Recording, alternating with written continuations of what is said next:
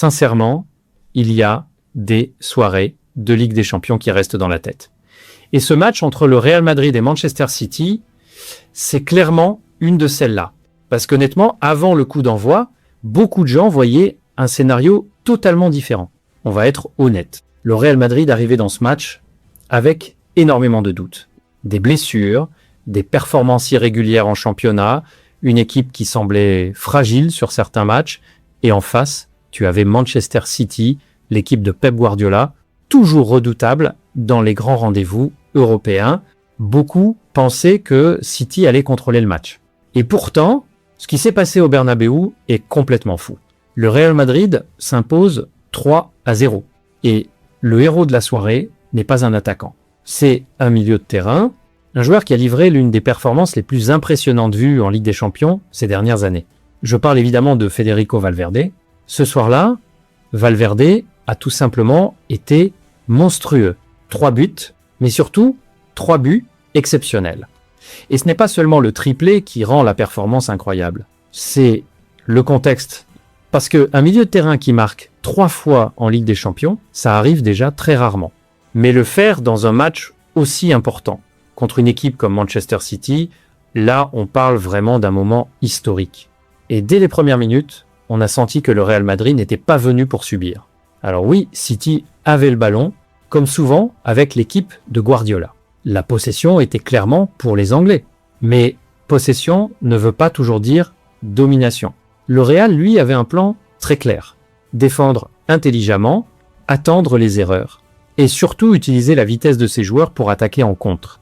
Et ce plan a parfaitement fonctionné, parce que, contrairement à ce que certains imaginaient, le Real n'a pas été étouffé. Au contraire, l'équipe madrilène a montré énormément d'énergie, énormément de solidarité. Les joueurs couraient partout. Ils gagnaient des duels. Ils pressaient quand il fallait. Et petit à petit, Manchester City a commencé à perdre le contrôle du match. La première vraie explosion arrive sur l'ouverture du score. Une action incroyable. Tout part d'un dégagement de Thibaut Courtois. Un long ballon, Valverde contrôle. Et là, il accélère. La défense de City recule. Le gardien sort.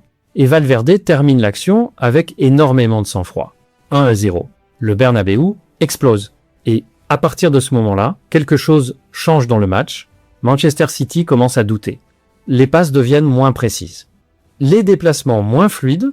Et en face, le Real sent qu'il y a quelque chose à faire. Et puis arrive le deuxième but. Encore Valverde. Encore une frappe magnifique. Et là, on commence à comprendre que la soirée peut devenir complètement folle. Parce que City n'arrive plus à répondre. Les joueurs semblent perdus. Et même certains cadres de l'équipe anglaise passent complètement à côté de leur match. Par exemple, Rodri, habituellement si solide au milieu, a eu énormément de difficultés. Même chose pour certains joueurs offensifs qui n'ont presque jamais réussi à inquiéter sérieusement la défense madrilène. Et pendant ce temps, le Real continue de jouer avec une intensité incroyable. Chaque récupération de balle se transforme en opportunité. Chaque contre devient dangereux.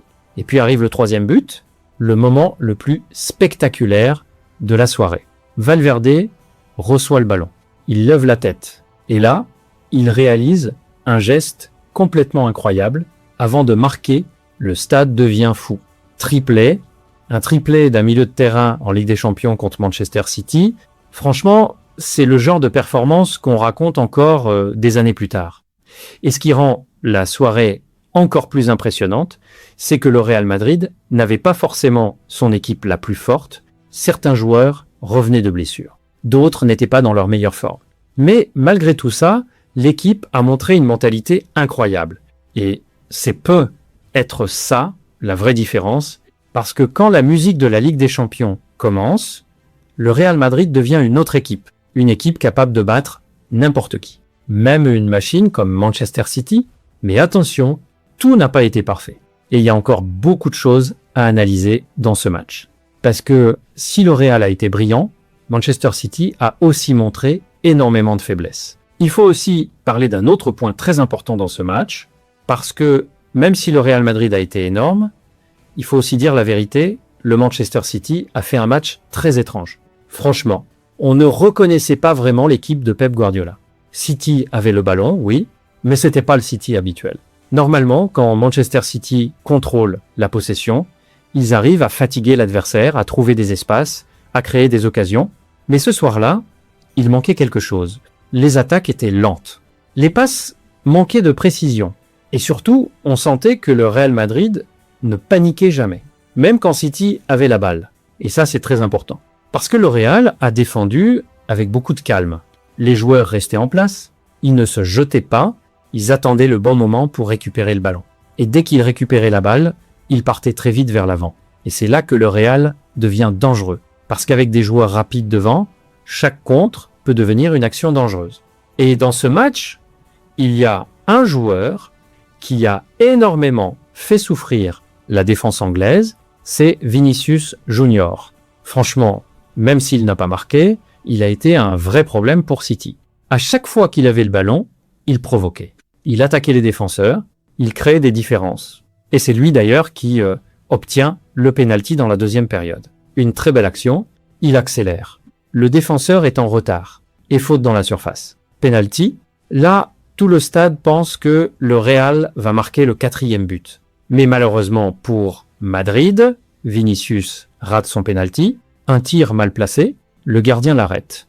Et à ce moment-là, on se dit tous la même chose. Est-ce que ce penalty raté peut relancer Manchester City? Parce qu'en Ligue des Champions, on sait que parfois, un petit détail peut tout changer. Mais finalement, ça n'a rien changé. Le Real est resté solide. L'équipe n'a pas paniqué. Et surtout, les joueurs ont continué à défendre ensemble. Un autre joueur qui mérite d'être mentionné dans ce match, c'est Thibaut Courtois. Parce qu'il n'a pas eu énormément de travail, mais il a fait les arrêts importants. Et notamment une parade incroyable du pied en première période. Une action très dangereuse pour City. Une erreur dans la défense madrilène. L'attaquant se retrouve face au but. Et Courtois sort une intervention exceptionnelle. Ce genre d'arrêt peut complètement changer un match. Et ça montre encore une fois pourquoi Courtois est considéré comme l'un des meilleurs gardiens du monde. Ensuite, il faut aussi parler de l'organisation du Real Madrid. Parce que, tactiquement, le plan était très clair. Le Real n'a pas essayé de faire le jeu. Ils ont accepté de laisser le ballon à City.